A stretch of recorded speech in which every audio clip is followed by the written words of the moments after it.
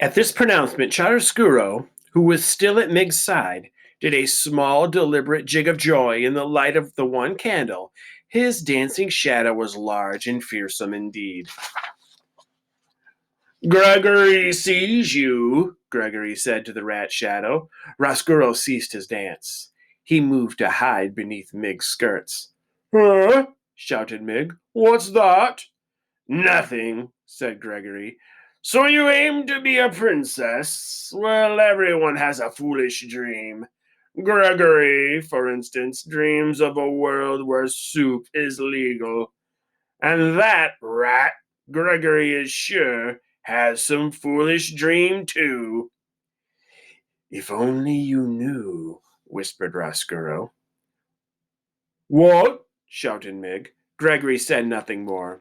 Instead, he reached into his pocket and then held his napkin up to his face and sneezed into it.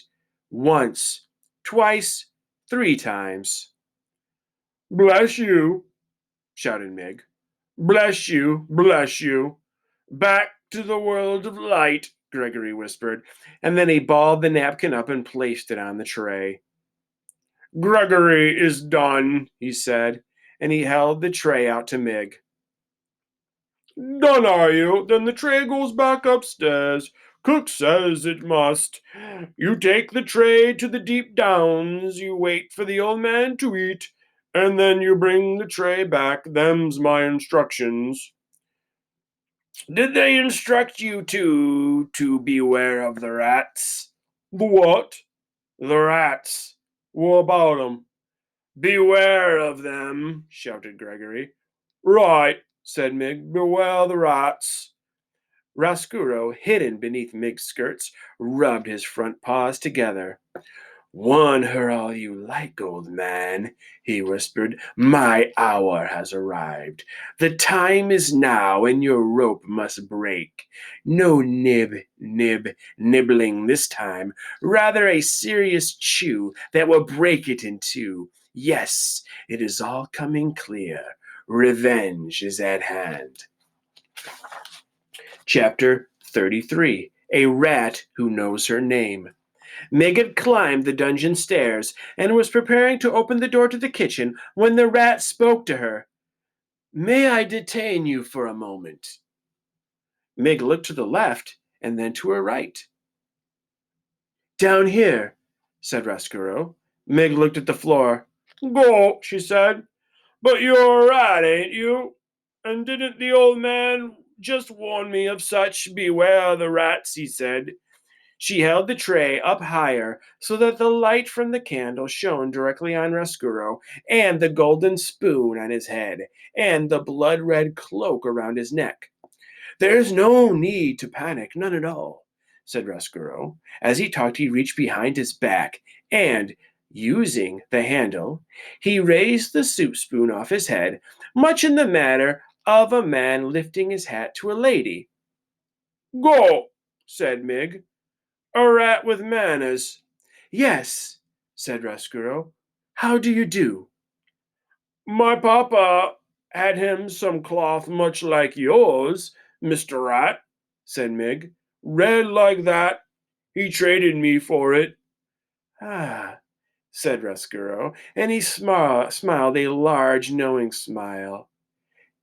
Did he really? That is a terrible story, a tragic story. Reader, if you will pardon me, we must pause for a moment to consider a great and unusual thing, a portentous thing. That great, unusual, portentous thing is this. Roscuro's voice was pitched perfectly to make its way through the tortuous path of Mig's broken down cauliflower ears. That is to say, dear reader, Miggery Sow heard, perfect and true, every single word the rat Roscuro uttered.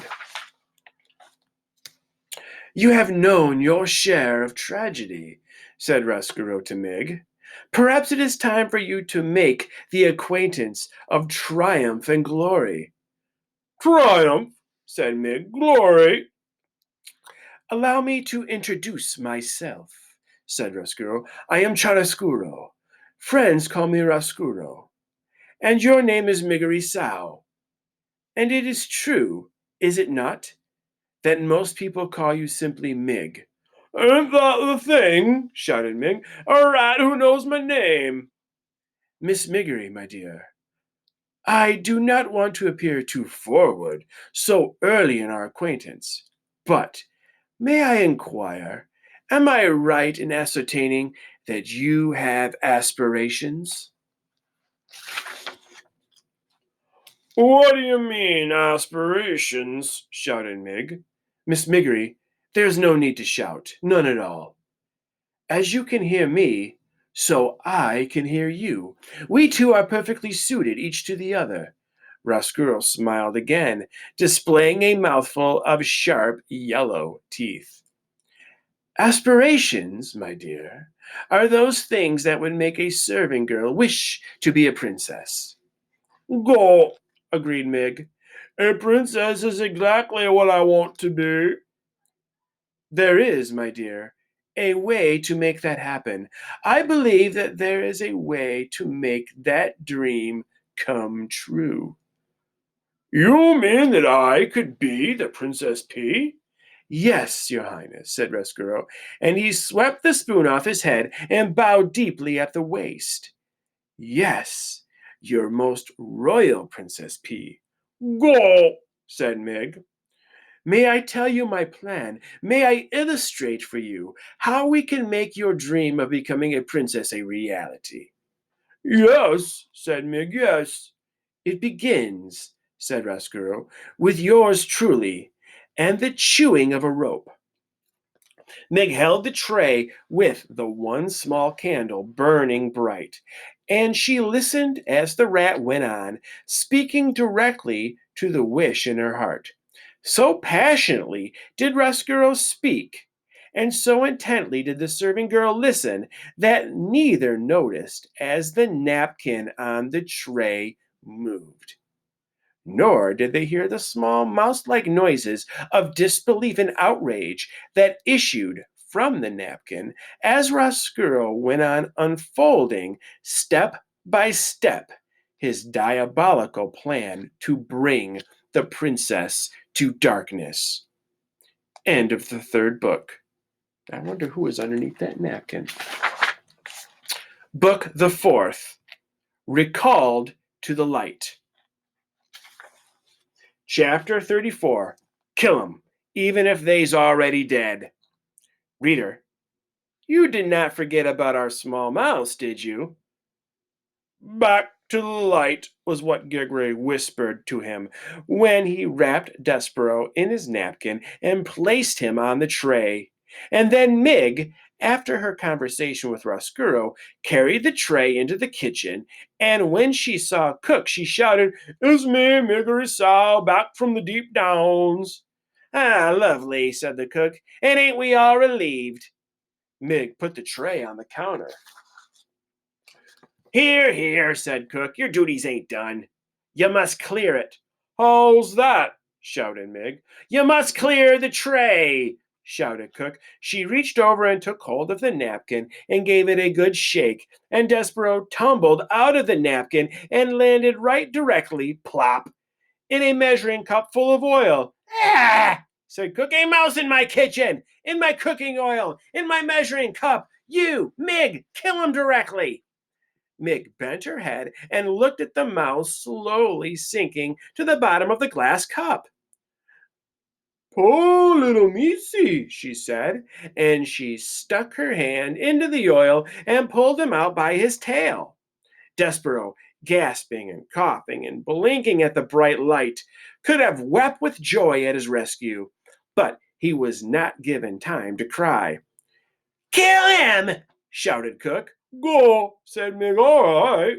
Holding Despereaux by the tail, she went to get the kitchen knife.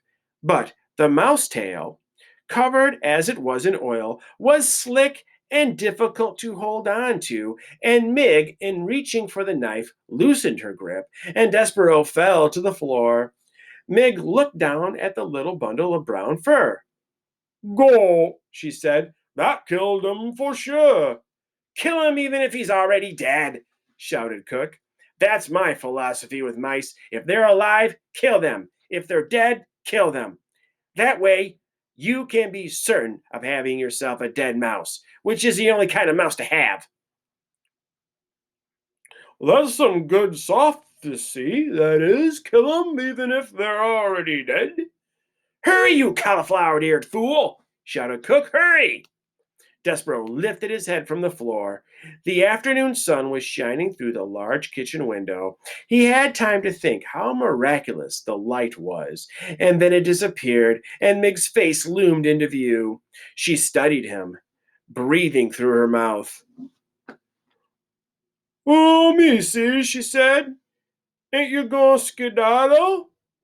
Despereaux looked for a moment into Mig's small, concerned eyes, and then there came a blinding flash and the sound of metal moving through the air as Mig brought the kitchen knife down, down, down. Despereaux felt a very intense pain in his hindquarters. He leapt up and into action.